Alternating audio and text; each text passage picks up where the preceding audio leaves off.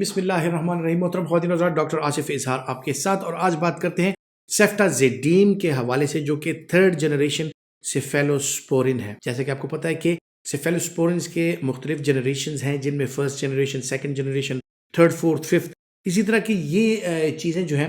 सेफ्टाज़ेडीम एक third generation की injectable drug है जो कि अवेलेबल है। और आज मैं आपको बताता हूँ कि थर्ड जनरेशन सेफेलोस्पोरिन जो है, जैसे कि मैंने आपको बताया था कि ये बेसिकली एक्ट करती हैं, जो बैक्टीरिया का सेल वॉल होता है उसको खत्म कर देती हैं, और बैक्टीरिया के अंदर जो प्रोटीन्स बन रही होती हैं, प्रोटीन उसका जो न्यूक्लियस होता है उस पर एक्ट करती हैं, उसके अंदर डीएनए को खत्म करती हैं। तो इंतहाई इफेक्टिव तरीके से ये बैक्टीरिया को खत्म कर देती है डुअल मैकेनिज्म के थ्रू। फिर लोग अक्सर सोचते हैं कि थर्ड जनरेशन में अगर सपोज मुख्तलिफ चीज़ें इस तरह सेफ्ट्राइक्सोन हो गया, सेफ्टाज़ेडीम हो गया, मुख्तलिफ और ऐसी चीज़ें हैं कि क्यों कुछ इन्फेक्शंस में एक दवाई काम आती है, कुछ इन्फेक्शंस में दूसरी दवाई काम आती है। First generation, second generation, third generation, इनमें फ़र्क क्या है, फोर्थ जनरेशन, इनमें फ़र्क क्या है। इस हवाले से मैं आपको पहले भी बता चुका हूँ कि फर्स्ट जनरेशन जो है उसकी कवरेज ग्राम पॉजिटिव पे है, सेकंड जनरेशन भी ज़्यादातर ग्राम पॉजिटिव, थर्ड जनरेशन ऐसी चीज़ है कि जिसमें ग्राम पॉजिटिव और इक्वली वो ग्राम नेगेटिव को भी कवर करता है। फोर्थ जनरेशन फिर ग्राम पॉजिटिव की कवरेज उसकी इतनी अच्छी नहीं है, ग्राम नेगेटिव बैक्टीरिया को कवर करता है। तो थर्ड जनरेशन में भी फिर जो सेफ्टाज़ेडीम है वो इंतहाई बेहतरीन ड्रग इसलिए है कि ये इफेक्टिवली जितना जो ग्राम पॉजिटिव बैक्टीरिया होते हैं उनको कवर करता है, उतना ही इफेक्टिवली ये ग्राम नेगेटिव बैक्टीरिया को भी कवर करता है। तो इसकी स्पेक्ट्रम काफ़ी ब्रॉड हो जाती है और इसको मुख्तलिफ किस्म के इन्फेक्शंस में इसका इस्तेमाल किया जा सकता है। Skin and soft tissue infections में इसका इस्तेमाल किया जा सकता है, क्योंकि उसमें ज़्यादातर ग्राम पॉजिटिव इन्वॉल्वमेंट होती है, कभी कभार ग्राम नेगेटिव।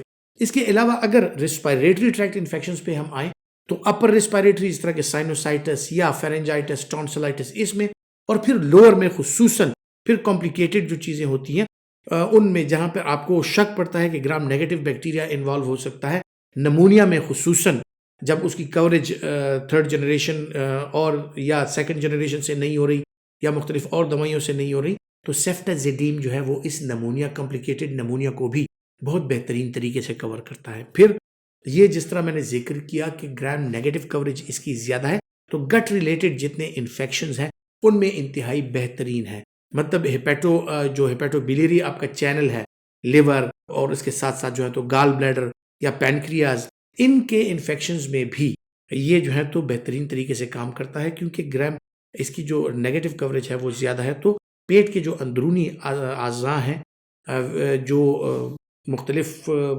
विसरा हैं, उनकी कवरेज बेहतरीन तरीके से होती है। गायनिकोलॉजिकल इन्फेक्शंस में बेहतरीन तरीके से इसका रोल है, मुख्तलिफ बैक्टीरिया को कवर करता है। और फिर जनाब आते हैं कि जो और सिस्टम्स होती हैं, खुसूसन सेप्टिसीमिया जब होता है तो उसमें आपने देखा होगा कि बच्चों को खुसूसन ज़्यादातर जब सेप्टिसीमिया होता है तो उनमें सेफ्टाज़ेडीम वो ड्रग ऑफ चॉइस है और उनमें इस्तेमाल किया जाता है, क्योंकि ब्लड स्ट्रीम में भी ये बैक्टीरिया को किल करता है और इसकी पेनिट्रेशन जो है मुख्तलिफ ऑर्गन्स में भी इंतहाई बेहतरीन है। और फिर खुसूसन CNS इन्फेक्शन यानी मेनिंजाइटिस अगर हो तो उसमें भी बेहतरीन तरीके से काम करता है। तो इसकी कवरेज इंतहाई ब्रॉड स्पेक्ट्रम है और इंतहाई बेहतरीन तरीके से ये इन जरासीम को कवर करता है। फिर आते हैं जनाब इसके साइड इफेक्ट प्रोफाइल की तरफ। तो साइड इफेक्ट प्रोफाइल जिस तरह के normally third generation injectable antibiotics का होता है, जो सबसे इंपॉर्टेंट चीज़ आपके जहन में आनी चाहिए वो है जनाब हाइपर सेंसिटिविटी, कि आपका पेशेंट इसको हाइपर सेंसिटिव तो नहीं है। तो जिस तरह आप अपने पेशेंट को थर्ड जनरेशन सेफेलोस्पोरिन इंजेक्टेबल से पहले उसकी टेस्ट डोजिंग कराते हैं, इसी तरह इसका टेस्ट डोज होना चाहिए कि आपका पेशेंट इसको एलर्जिक नहीं है, हाइपर सेंसिटिव नहीं है।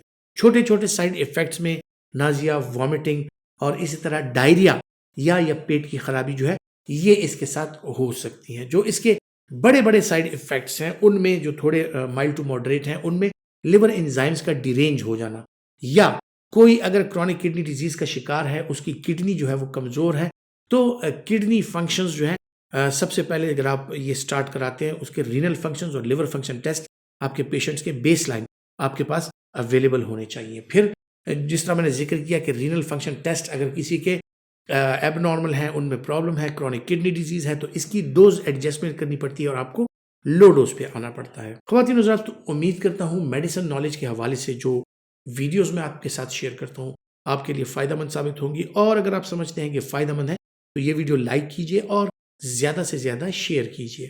अपना बहुत सा ख्याल रखिएगा। अल्लाह हाफिज़।